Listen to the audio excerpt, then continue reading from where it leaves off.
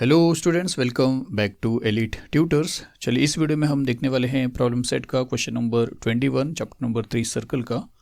तो ये है क्वेश्चन और जो लिखा है, क्या लिखा देखिए। इन फिगर 3.99 मतलब आपके टेक्स्ट बुक में जो दिया है, रीड करेंगे। डायग्राम में आपको बता रहा हूँ। Segment MN is a chord of a circle with centre O। तो सेगमेंट MN कॉर्ड है एक ऐसे सर्कल का जिसका सेंटर O है। तो एक सर्कल है जिसका सेंटर O है, उस पे सेगमेंट MN जो है वो कॉर्ड है। तो सेगमेंट MN जो है वो उस सर्कल का कॉर्ड है। यही फिगर आपके टेक्स्ट बुक में दिया है स्टूडेंट्स। फिर आगे क्या बोला कि MN इज 25। MN का जो लेंथ है वो 25 है। पूरे MN का, पूरे कॉर्ड का जो लेंथ है वो 25 है। L is a point on chord MN such that L is a point on chord MN such that ML is 9। तो इस कॉर्ड के ऊपर एक ऐसा पॉइंट है L सच दैट, वो इस तरीके से है कि M से लेके L तक का जो डिस्टेंस है वो 9 है। M से लेके N पूरे कॉर्ड का डिस्टेंस 25 था, लेंथ 25 था, लेकिन M से लेके L तक का जो डिस्टेंस है या लेंथ है वो 9 है। और फिर डिस्टेंस बिटवीन पॉइंट O और L, ये जो डिस्टेंस आप देख रहे हो O से लेके L तक का, ये आपको बोला कि 5 है। तो M से लेके L तक 9 है, M से लेके N तक 25 है और O से लेके L तक क्या दिया, 5 दिया है। इतना इन्फॉर्मेशन देने के बाद आपसे क्या बोला है कि find the radius of the circle. तो आपको सर्कल का रेडियस पूछा है। रेडियस आप जानते हो, सर्कल के सेंटर से सर्कल के ऊपर तक का कोई भी पॉइंट के बीच का डिस्टेंस। तो ये एक रेडियस हो सकता है।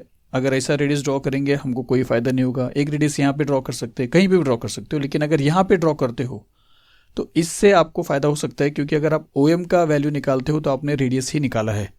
और यहाँ पे ड्रॉ करने से आपको एक ट्राइंगल दिख रहा है, और अगर आप चाहो तो आप यहाँ पे भी ड्रॉ कर सकते हो स्टूडेंट्स। और यही हम यहाँ पे करने वाले, आप वहाँ पे भी कर सकते हो। तो यहाँ पे अगर आप देख रहे हो तो एक आपको ट्राइंगल दिख रहा है, और अगर आपने ON का वैल्यू निकाल लिया तो आपने रेडियस निकाल लिया। तो चलिए इसको थोड़ा सा यहाँ पे करते हैं, और इतने पार्ट को थोड़ा सा बड़ा साइज में करके फिर आपको समझाता हूँ, क्योंकि यहाँ पे बहुत छोटा है स्टूडेंट्स। तो चलिए इसको हमने सपोज इतना बड़ा किया, नेमिंग कर लेते हैं OLN। तो अब इसमें अगर आप देखोगे तो OL जो है वो आपको 5 दिया है, और L से लेके N तक आपको नहीं दिया है स्टूडेंट्स। लेकिन आप ये समझ सकते हो कि M से लेके N तक 25 है और M से लेके L तक 9 है। तो L से लेके N तक क्या रहेगा, पूरे 25 में से 9 निकालने के बाद 16 जो बचता है वो रहेगा। तो ये 16 है। फिर ये साइड आपको 5 मिला है, ये साइड आपको 16 मिला है, और ON जो साइड है वो आपको नहीं मालूम है, और ON ही आपको फाइंड आउट करना है, बिकॉज ON ही इस सर्कल का रेडियस है। तो अब देखिए, 3 साइड में से आपके पास 2 साइड है और तीसरा साइड नहीं है। लेकिन ये जो ट्राइंगल आप देख रहे हो, क्या ये कोई ट्राइंगल का टाइप यहाँ पे आपको मेंशन किया है, या आप कुछ बता सकते हो ये किसी टाइप का ट्राइंगल है? ये तो नहीं है स्टूडेंट्स। कोई अगर स्पेशल ट्राइंगल होता था, आइसोसेलेस होता था, तो भी आप कुछ ना कुछ रिलेट करके इसका वैल्यू निकालते थे। ये कोई राइट एंगल ट्राइंगल भी नहीं है। कोई ये एंगल जो है 90 डिग्री का नहीं है, ऐसा कोई रूल नहीं बनता है कि इसको ज्वाइन करने से यहाँ पे 90 बनता है। अदरवाइज इसको हम 90 ले लेते तो पाइथागोरस के फॉर्मूले से आप थर्ड साइड निकाल सकते थे, अगर आपके पास 2 साइड है तो यहाँ पे ये 90 डिग्री नहीं है, ये कोई टाइप का ट्राइंगल भी नहीं है स्पेशल टाइप का। तो अब इसको सॉल्व कैसे करेंगे स्टूडेंट्स? इसका सोल्यूशन क्या है स्टूडेंट्स, कि यहाँ से ये O से आप क्या करिए, इस LN के ऊपर या MN कॉर्ड के ऊपर, कॉर्ड MN के ऊपर, यहाँ पे तो हमको LN पार्ट दिख रहा है, सिर्फ यहाँ से यहाँ तक दिख रहा है, पूरे कॉर्ड के ऊपर एक आप परपेंडिकुलर ड्रॉ कर लीजिए। तो जैसे आप यहाँ से एक परपेंडिकुलर ड्रॉ करोगे इस तरीके से, तो यहाँ पे जो राइट ट्राइंगल दिखेगा आपको, एक राइट एंगल ट्राइंगल दिखेगा। अब इस राइट एंगल ट्राइंगल में आपको क्या करना है, ON का वैल्यू निकालना है, जो आपको नहीं मालूम है। लेकिन देखिए 16 जो था L से लेके N तक का था, L से लेके N तक का था, लेकिन जैसे हमने परपेंडिकुलर ड्रॉ किया और ये राइट एंगल ट्राइंगल की बात करेंगे, तो अब आपको LN जो 16 था वो नहीं चाहिए, अब आपको XN चाहिए। तो XN आपको मिलेगा क्या स्टूडेंट्स? फिलहाल तो अगर आप देखोगे तो XN नहीं है आपके पास, क्योंकि पूरा LN था। ये वाला जो साइड OX देख रहे हो ये भी आपके पास नहीं है। इस ट्राइंगल के अंदर आपके पास तो तीनों साइड नहीं है, लेकिन तीनों साइड आप फाइंड आउट कर सकते हो जो गिवन मेजर से है। तीनों मतलब 2 फाइंड आउट करने के बाद तीसरा किस तरह फाइंड आउट करेंगे मैं आपको बताऊंगा। जैसे देखिए, पूरा LN जो था वो 16 था, लेकिन आपको अब इस ट्राइंगल को अगर कंसिडर करना है तो आपको XN चाहिए। तो यहाँ पे अगर आप परपेंडिकुलर ड्रॉ करते हो, सपोज हम यहाँ पे परपेंडिकुलर ड्रॉ कर लेते हैं, और उसके बाद ये लाइन को और ये लाइन को अगर आप नहीं देखते हो तो आपको क्या दिख रहा है, एक ऐसा परपेंडिकुलर दिख रहा है जो सर्कल के सेंटर से ड्रॉ हुआ है कॉर्ड के ऊपर। और आप जानते हो कि कोई भी कॉर्ड के ऊपर अगर सर्कल के सेंटर से परपेंडिकुलर ड्रॉ करते हैं तो वो कॉर्ड आधा आधा हो जाता है स्टूडेंट्स, हाफ ऑफ हो जाता है। अब पूरा जो कॉर्ड है वो 25 है, तो M से लेके X तक आधा पार्ट है और X से लेके N तक आधा पार्ट है। तो आधा इधर आधा इधर, मतलब 12.5 इस तरफ 12.5 इस तरफ। तो एक्सएन जो है वो आपको मिल जाता है 12.5। तो एक साइड आपने फाइंड आउट किया। अब ये साइड आपको अगर मिल जाता है तो पाइथागोरस से आप ये वाला साइड निकाल सकते हो जो 90 के सामने हाइपोटेनस है। तो ये साइड आपके पास नहीं है। चलिए इसको वापस ले लेते हैं सब कुछ। अब ये साइड तो नहीं है। अब ये ट्राइंगल अगर इधर आते हैं स्टूडेंट्स, ये आपको दिख रहा है 5 और ये आपके पास नहीं है। और एलएक्स की बात करें, एलएक्स, तो अभी अभी आपने क्या देखा कि एमएक्स और एक्सएन इक्वल है क्योंकि वो कॉर्ड परपेंडिकुलर ने इस कॉर्ड को आधा आधा किया है। तो एक्सएन अगर 12.5 है तो एक्सएम भी क्या रहेगा 12.5, मतलब एमएक्स क्या रहेगा 12.5। फिर से आपको बता रहा हूँ, देखिए यहाँ से यहाँ तक आधा कॉर्ड है तो वो 12.5 है, लेकिन यहाँ से यहाँ तक 9 ऑलरेडी तुम आपको दिया हुआ है टेक्स्ट बुक में। तो अब ये जो बच रहा है ये कितना होगा, पूरे 12.5 में से अगर आप 9 निकाल देते हो तो 3.5 मिलता है। तो ये जो पार्ट है, इतना पार्ट एलएक्स, ये आपको मिलता है 3.5। तो आपको तो निकालना है ओ एन ये वाले ट्राइंगल को लेके, जिसमें से आपको अभी एक ही साइड मिला है। लेकिन ये जो साइड है ना स्टूडेंट्स, ये साइड आपको ये वाला जो ट्राइंगल देख रहे हो, ये वाले ट्राइंगल के हेल्प से आपको ये साइड मिल सकता है। क्योंकि अब ये ट्राइंगल के अंदर आपको दो वैल्यू दिख रहा है, ये 90 है तो इधर वाला भी 90 ही रहेगा। तो ये भी एक राइट एंगल ट्राइंगल है। तो इस राइट एंगल ट्राइंगल में हमको क्या करना पड़ेगा, पहले पाइथागोरस का फॉर्मूला अप्लाई करना पड़ेगा, ओ एक्स निकालना पड़ेगा। फिर जब आपको ओ एक्स भी मिल जाएगा और एक्सएन आपके पास है तो फिर से इस वाले राइट एंगल ट्राइंगल में फिर से पाइथागोरस आपको अप्लाई करना पड़ेगा और फिर आपको जाके मिलेगा ओ एन। तो ये सारी चीज़ें आपको करना है। तो आपका स्टेप क्या, पहले आप तो बताएंगे कि आपने ये ड्रॉ किया है, ये ड्रॉ किया है, ये सारी चीज़ आप बताइए। उसके बाद हम क्या करेंगे, इसके अंदर ये वाला पहले ट्राइंगल लेंगे, इसमें पाइथागोरस अप्लाई करेंगे, ये फाइंड आउट करेंगे ओ एक्स। फिर ये वाला ट्राइंगल लेंगे, फिर से पाइथागोरस का थ्योरम अप्लाई करेंगे, फॉर्मूला अप्लाई करेंगे और हम फाइंड आउट कर लेंगे ओ एन। और ओ एन मिला मतलब आपको रेडियस मिल गया। तो चलिए फिगर को थोड़ा एडजस्ट कर लेते हैं। तो इस तरीके से यहाँ पे लिखा है, ये मेन पार्ट रखा है, इतने पार्ट को हमने क्या किया है यहाँ पे जूम करके रखा है, इसे समझिए क्योंकि बहुत छोटा है। तो सबसे पहले हम बता देते हैं हमको क्या क्या ड्रॉ करना है, उसके बाद फिर हम दो ट्राइंगल में आपको पाइथागोरस का फॉर्मूला अप्लाई करना है, दैट्स इट स्टूडेंट्स। तो चलिए सॉल्यूशन लिखते हैं और यहाँ पे ऐसा लिखते हैं कि ड्रॉ सेगमेंट ओ एन। तो ओ एन ड्रॉ करना है, तो ये डॉट डॉट लाइन से हमने ऑलरेडी देखा है, तो ये आपको लिख के बताना है। सेकेंड हम लिखेंगे कि draw segment O X perpendicular to chord M N such that M X N. तो हमने क्या किया कि ओ एक्स को ड्रॉ किया है कॉर्ड एम एन के ऊपर इस तरीके से कि वो परपेंडिकुलर है, ये हमने परपेंडिकुलर ड्रॉ किया स्टूडेंट्स। तो ओ एक्स हमने एम एन के ऊपर, कॉर्ड एम एन के ऊपर परपेंडिकुलर ड्रॉ किया है और such that M X N कि एम और एक्स और एन ये तीनों पॉइंट कोलिनियर है। तो आपने ड्रॉ कर दिया है ओ एक्स किसके ऊपर, एम एन के ऊपर परपेंडिकुलर। तो हम फिर ऐसा बोल सकते हैं कि इसका यही मतलब है कि सेगमेंट ओ एक्स है, मतलब सेगमेंट ओ एक्स जो है वो कॉर्ड एम एन के ऊपर परपेंडिकुलर है।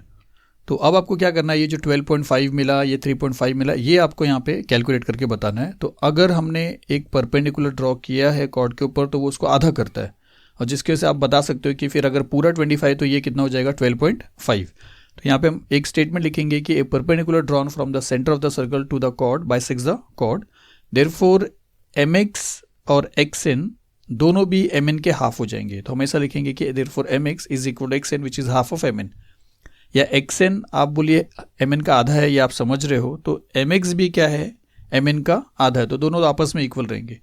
फिर एम एन का वैल्यू आपको 25 दिया है, तो हम यहाँ पे लिखेंगे which is equal to half into 25। इसको कैंसिल करेंगे तो आपको मिलता है 12.5। तो M X which is equal to X N और विच इज इक्वल टू 12.5, इसको कर देते हैं कंडीशन नंबर 1। तो अब आपने क्या किया है, एक्स एन आपने फाइंड आउट कर लिया कितना 12.5। अब एल एक्स कैसा मिलेगा स्टूडेंट्स, यहाँ पे देखेंगे तो ज़्यादा समझेगा। एल एक्स आपको कैसा मिलेगा, अगर आप एम एक्स देखिए, एम एक्स को अगर आप देखते हो एम एक्स, तो आपने एम एक्स निकाल लिया कितना 12.5। तो एम एल को और एल एक्स को अगर हम प्लस करेंगे तो एम एक्स मिलता है। देखिए एम एल को और एल एक्स को प्लस करेंगे तो आपको मिलेगा एम एक्स, या M X is equal to M L plus L X, आप ऐसा बोल सकते हो, जिसके बेस पे हम एल एक्स का वैल्यू निकालेंगे। तो हम यहाँ पे ऐसा लिखते हैं कि M L plus L X is M X, M L plus L X, M L plus L X is M X. अभी एम एल का वैल्यू 9 है और एल एक्स का वैल्यू आपके पास नहीं है, लेकिन एम एक्स का वैल्यू आपके पास 12.5 है, यहाँ से आपने देखा 12.5।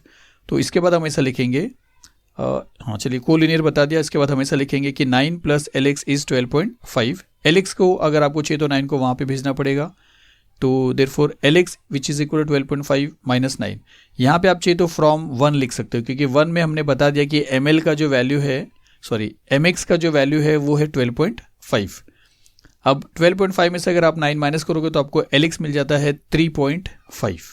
तो हमने 3.5 ये भी बता दिया, हमने 12.5 ये भी बता दिया। अब आपको सिर्फ दो ही काम करना है जो मैंने आपको स्टार्टिंग में बताया था। ये ट्राइंगल लेना है जिसका नाम OLX है, और फिर ये ट्राइंगल लेना है, मतलब पहले ये ट्राइंगल लेंगे, पाइथागोरस के फॉर्मूले से इसका वैल्यू निकालेंगे, फिर ये ट्राइंगल लेंगे और पाइथागोरस के फॉर्मूले से फिर इसका वैल्यू निकालेंगे। तो बस इतना दो काम है स्टूडेंट्स। तो चलिए शुरू करते हैं, पार्टीशन कर लेते हैं, दोनों का पाइथागोरस थ्योरम निकालेंगे, ये ट्राइंगल का और ये ट्राइंगल का। तो लिखेंगे इन ट्राइंगल OXL, तो OXL लिखे या OLX लिखे, दोनों भी चलेगा स्टूडेंट्स। तो इसके अंदर ये जो एंगल है OXL ये 90 डिग्री है, तो हम ऐसा लिखेंगे एंगल OXL 90 डिग्री है। क्यों 90 डिग्री? क्योंकि हमने ये परपेंडिकुलर ड्रॉ किया है कंस्ट्रक्शन में। तो हम यहाँ पे ऐसा रीजन लिख सकते हैं, कंस्ट्रक्शन में हमने खुद 90 डिग्री बनाया है और बनाया जा सकता है स्टूडेंट्स यहाँ से एक 90 डिग्री। तो ये एंगल आपको मिल गया 90 डिग्री। तो अब इसके अंदर हम क्या कर सकते हैं, पाइथागोरस का फॉर्मूला अप्लाई कर सकते हैं। तो हम यहाँ पे लिखेंगे कि भाई पाइथागोरस थ्योरम फॉर्मूला क्या मिलेगा आपको, OL square which is equal to LX square plus OX square या OX square plus LX square. तो OL square which is equal to OX square plus LX square, इसमें से OL स्क्वायर आपके पास 5 है तो यहाँ पे 5 का स्क्वायर हो जाएगा। OX स्क्वायर आपके पास नहीं है तो उसको सेम लिख देंगे।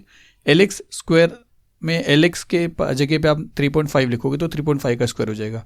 तो इस तरीके से लिखेंगे 5 का square which is equal to OX square plus 3.5 square. 5 का स्क्वायर आपको 25 मिलेगा और 3.5 का स्क्वायर आप मल्टीप्लाई करके देख लीजिए, आपको मिलता है 12.25। फिर अब क्या करेंगे, देखिए OX स्क्वायर आपको चाहिए तो 12.25 वहाँ पे जाएगा तो इसके साथ माइनस हो जाएगा। तो OX square which is equal to 25 minus 12.25, और 25 में से अगर 12.25 आप माइनस करोगे तो आपको मिलेगा 12.75। तो OX स्क्वायर आपको 12.75 मिला है। आपको OX चाहिए, लेकिन मैं आपको ये बोल रहा हूँ कि आप अगर OX स्क्वायर भी छोड़ देते हो, इसका स्क्वायर रूट नहीं निकालते हो, तो भी आपको फ़ायदा हो जाएगा, क्योंकि जब हम यहाँ पे पाइथागोरस का फॉर्मूला अप्लाई करेंगे तो वहाँ पे OX स्क्वायर लिखा जाएगा और वहीं उसके प्लेस पे हम 12.75 करेंगे। मतलब ये कि यहाँ पे स्क्वायर रूट नहीं निकालने के बाद भी आपको फायदा हो जाएगा। यहाँ पे हम कर देते हैं इसको इक्वेशन नंबर 2, कंडीशन नंबर 2। तो चलिए अब ये ट्राइंगल में हमने पाइथागोरस अप्लाई किया है, अब ये ट्राइंगल में आ जाते हैं और इसमें भी पाइथागोरस का फॉर्मूला अप्लाई करते हैं। तो इन ट्राइंगल OXN ले लिया। OXN जो एंगल है वो 90 डिग्री है और उसका भी रीज़न रहेगा बाई कंस्ट्रक्शन, क्योंकि हमने ड्रॉ किया है। तो फिर हम लिखेंगे बाई पाइथागोरस थ्योरम, आपको क्या मिलेगा, ON square which is equal to OX square plus XN square. तो हम लिखेंगे ON square which is equal to OX square plus XN square. अब देखिए ये कि जो OX स्क्वायर यहाँ पे देख रहे हो उसी का वैल्यू जो यहाँ पे 12.75 है, सेम एज इट इज लिख देते हैं यहाँ पे। OX का स्क्वायर रूट इसीलिए हमने यहाँ पे नहीं निकाला। तो यहाँ पे हम लिखते हैं कि ON square which is equal to 12.75 plus इसके प्लेस पे XN के प्लेस पे आप क्या लिखोगे 12.5, तो 12.5 का स्क्वायर। यहाँ पे हम लिख देते हैं फ्रॉम टू ये चीज़ कि OX स्क्वायर के प्लेस पे हमने 12.75 लिख दिया। अब इसका स्क्वायर करेंगे तो ON square which is equal to 12.75 plus इसका स्क्वायर करेंगे तो 156.25 आपको मिलेगा। तो अब यहाँ पे अगर आप देख रहे हो तो दोनों के बीच में प्लस है, तो आपको इन दोनों को प्लस करना पड़ेगा। तो 12.75 को और 156.25 को अगर आप प्लस करोगे तो इतना सिंपल इसका सोल्यूशन आता है, वो हो जाता है 169। तो ON स्क्वायर अगर 169 है इन दोनों को प्लस करने के बाद, तो ON का वैल्यू क्या रहेगा, रूट ऑफ 169। और आप जानते हो 13 इंटू 13 आपको 169 देता है, तो ON का वैल्यू आपको मिल जाता है 13। तो ON का वैल्यू आपको मिला है 13 और ON ही क्या है, इस सर्कल का रेडियस है। तो बस इतना ही करना था और लास्ट में हम लिख देंगे देयरफॉर आंसर में कि radius of the circle which is ON is 13 unit. अगर नहीं लिख तो चलेगा जैसे यहाँ पे लिखा है। तो बस ऐसा करना था सॉल्व स्टूडेंट्स। तो मेन करके आपको ये दोनों में पाइथागोरस अप्लाई करना था और ये जो फाइंड आउट करना था ये मैंने आपको स्टार्टिंग में बताया था स्टूडेंट्स। तो चलिए ये वीडियो यहीं पे ख़त्म होता है, मिलते हैं अगली वीडियो में। Thank you very much.